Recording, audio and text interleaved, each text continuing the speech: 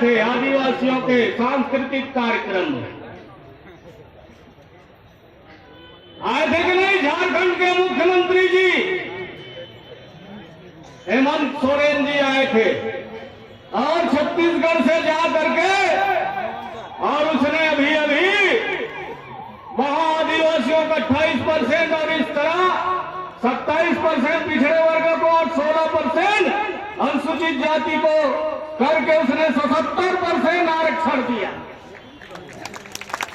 बगल के राज्य में 77% नहीं दिया, लेकिन यहाँ की सरकार अभी भी सोई हुई। अध्ययन करेंगे, लोगों को भेजेंगे, झारखंड भेजेंगे, तमिलनाडु भेजेंगे, कर्नाटक भेजेंगे। ये सरकार का नौटंकी कार्यक्रम चल रहा है कि नहीं चल रहा है भैया?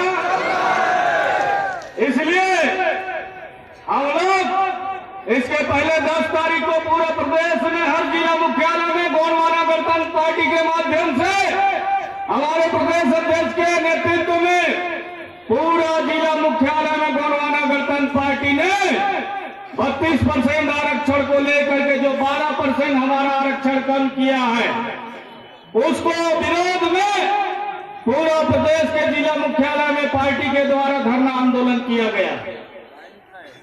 और उसके बाद समाज के द्वारा भी अलग अलग जिला मुख्यालय में कार्यक्रम किया गया। कल भी आर्थिक नाकेबंदी किया गया। पूरा प्रदेश के तमाम जिला मुख्यालय में गोंडवाना गणतंत्र पार्टी ने भी उस पर चढ़ बढ़ करके भाग लिया और गोंडवाना महासभा ने भी उस पर चढ़ बढ़ के भाग लिया। तो निश्चित तौर पर गोंडवाना गणतंत्र पार्टी के नेतृत्व में रायपुर में विशाल जन आंदोलन का कार्यक्रम किया गया है। सरकार को जगाने के लिए सरकार सो रही है, गहरी नींद में है साथियों। आज देश में 75 वर्ष देश को आजाद हुए हो गए, अमृत महोत्सव मनाया जा रहा है। और इस अमृत महोत्सव में अरे देश को आजाद 75 साल हो गया। 75 साल में हमारा जल जंगल जमीन खनिज संपदा तमाम चीज को लूट लिया गया। क्या बचा है? अभी 8 अगस्त को सरकार ने कहा कि हम लोग पेशा कानून का ड्राफ्ट पेश करेंगे, लेकिन अभी तक वो लागू नहीं हो पाया। अभी तक छत्तीसगढ़ में पेशा कानून पूरी तरह लागू नहीं हो पाया। मध्य प्रदेश में कल देश के राष्ट्रपति द्रौपदी मुर्मू जी ने शहडोल में भगवान बिरसा मुंडा के जयंती पर कल वहां मध्य प्रदेश में पेशा कानून की आगाज किया गया है। पता नहीं उस पर भी जैसे छत्तीसगढ़ में वैसे मध्य प्रदेश में भी तमाम काट छाट करके यहाँ का भी जो ड्राफ्ट बना है, नियम बना है पेशा कानून का, वो आधा अधूरा है। आधा अधूरा कैसे? जिस दिन कैबिनेट की बैठक हुआ और पेशा कानून को मंजूरी दी गई, उस दिन प्रेस कॉन्फ्रेंस में यहाँ के छत्तीसगढ़ के भूपेश बघेल ने अपने प्रेस कॉन्फ्रेंस में कहा कि जो छत्तीसगढ़ में अन्य वर्ग के लोग रहते हैं, निवास करते हैं आदिवासी क्षेत्र में, उनको घबराने की जरूरत नहीं है। उनको घबराने की जरूरत नहीं है। जैसे 75 साल से आप उस क्षेत्र में लूट खसोट करते चले आ रहे हैं, ये पेशा कानून लागू होने के बाद भी आप लूट खसोट करते रहेंगे। ऐसा उसका इशारा है साथियों। इसलिए हम कह देना चाहते हैं कि जो पेशा कानून का मसौदा 24 दिसंबर 1996 को पास हुआ, आज 27 साल गुजर गया, अभी तक उस पर नियम नहीं बना पाए। इसलिए हम कहना चाहेंगे कि जल जंगल जमीन और खनिज संपदा का हक और अधिकार इन आदिवासियों को मिलना चाहिए। भारतीय संविधान में भी व्यवस्था दी गई है और 1857 की उस संविधान में भी व्यवस्था दी गई है। खान खनिज अधिनियम 425 में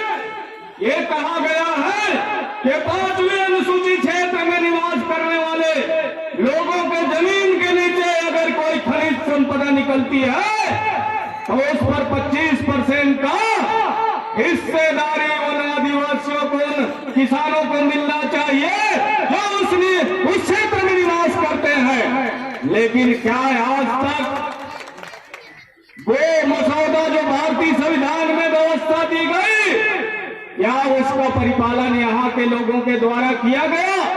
जो सरकार में है उनका वो लोग परिपालन किए क्या? अरे इस देश के, इस छत्तीसगढ़ के प्रथम स्वतंत्रता संग्राम सेनानी शहीद वीर नारायण सिंह सोनाखान, उनके गांव में भी सोना का खदान निकला साथियों।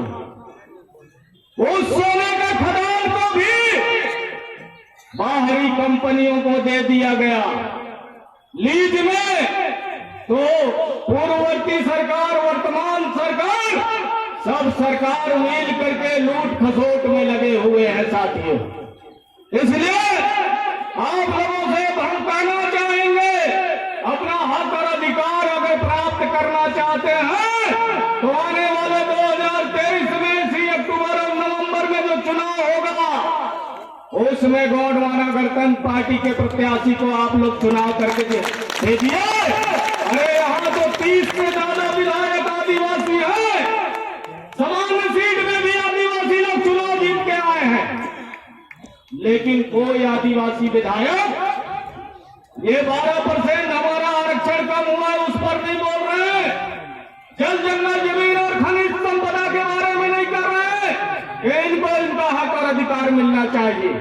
कहीं बोल रहे हैं क्या साथियों? कभी आप लोगों ने अपने अपने क्षेत्र में, जिला में, विकास खंड में कभी आप लोगों ने देखा ये विधायक और सांसद आपके साथ कभी सड़क में खड़ा हुए, कभी चक्कर जाम करने आए, कभी आपके मांगों को लेकर के आंदोलन करने आए? तो ये आप भूल जाइए, ये आपके कोई रिश्तेदार होंगे। ये सब पार्टी के उस पट्टे से बंधे हुए, उस रस्सी से बंधे हैं, जो पार्टी कहता है वही काम लोग करते हैं साथियों। इसलिए दादा हीरा सिंह मरकाम जी ने ये आंदोलन आपके लिए बनाया है। ये पीला क्रांति दादा मरकाम जी ने जो शुरुआत किया, आज मध्य प्रदेश, छत्तीसगढ़, तमाम राज्य में आज ये चरम सीमा पर है। हम सब लोगों को मिलजुल करके गोंडवाना गणतंत्र पार्टी की सरकार बनाने का काम करना चाहिए। करना चाहिए कि नहीं करना चाहिए भाई? क्योंकि बीजेपी को आपने 15 साल देखा छत्तीसगढ़ में, वर्तमान में अभी 4 और 3 साल पहले 7 साल कांग्रेस की सरकार को हम लोगों ने देख लिया कि नहीं देख लिया? अभी 1 साल बचा है। अब कह रहे हैं कि हम लोग विशेष विधानसभा का सत्र बुलाएंगे, तो ये इस तरह से नौटंकी करते रहेंगे, पूरा खनिज संपदा, जल जंगल जमीन, तमाम चीज को लूट ले रहे हैं साथियों।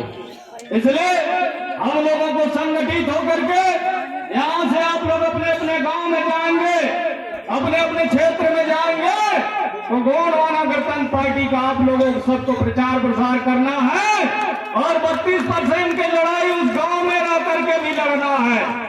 लड़ना है कि नहीं लड़ना है भाई? और जो लोग भी आपके साथ नहीं दे रहे हैं उसको गांव में बैठक कर करके बोलिए कि आप लोगों को भी हमारे साथ चलना होगा, कदम से कदम मिला करके। जब तक हम लोग चलेंगे नहीं तब तक आपको मंजिल मिल नहीं सकता है। इसलिए बहुत सारे हमारे साथी लोग हैं, मध्य प्रदेश के भी साथी हैं, दिल्ली से भी आए हैं। हमारे मुख्य अतिथि को भी आप लोगों को सुनना है, हमारे राष्ट्रीय अध्यक्ष को भी सुनना है। इसलिए मैं ज्यादा कुछ ना कहते हुए आप सब लोगों के चरणों का दर्शन हुआ। आप सब लोग इस 32% आरक्षण को लेकर के, पिछड़े वर्गों का 27% आरक्षण को लेकर के, अनुसूचित जातियों को 16% आरक्षण को लेकर के हम लोग जो यहाँ पर आए हैं, हम सबका जितनी जिसकी संख्या भारी उसके उतना हिस्सेदारी की बात करने आए हैं साथियों। जब देश में 1950 का जो कानून है उस पर लोग फेरबदल कर सकते हैं, तो बहुत संख्या भारी हो गया है। अभी अभी केंद्र सरकार ने छत्तीसगढ़ में भी 12 जातियों को अनुसूचित जनजाति यानी आदिवासी बनाया। अरे 12 जाति को और शामिल किया हमारे साथ, तो हमारा संख्या 20 होना चाहिए कि 37 होना चाहिए भाई। 32 से आगे बढ़ना चाहिए ना, कम कैसे होगा? अरे भाई 12 जाति को आपने और सेंट्रल की गवर्नमेंट ने हमको आदिवासी में शामिल कर लिया। अगर 1-1 लाख भी उनकी संख्या होगी तब भी 12 लाख होते हैं। होते हैं कि नहीं होते हैं? वैसे वो 24 लाख के आसपास है जिनको यहाँ शामिल किया गया है। तो बताइए हमारी संख्या बढ़ना चाहिए कि कम होना चाहिए? तो भाई यहाँ के सरकार को होश हवास है कि नहीं?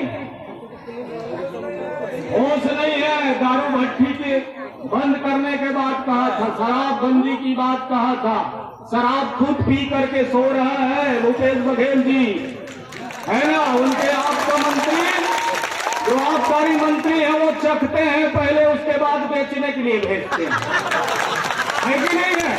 अरे भाई ये सोशल मीडिया में चल रहा है, मैं नहीं बोल रहा, है ना?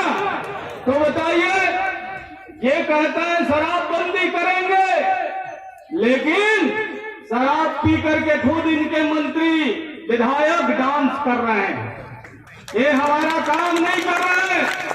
इसलिए साथियों, सभी लोगों के चरणों को सेवा जोहार करते हुए मैं अपनी बाणी को विराम देता हूं। सबको जय सेवा, जय पराक्रम, चला के रहेंगे गुण।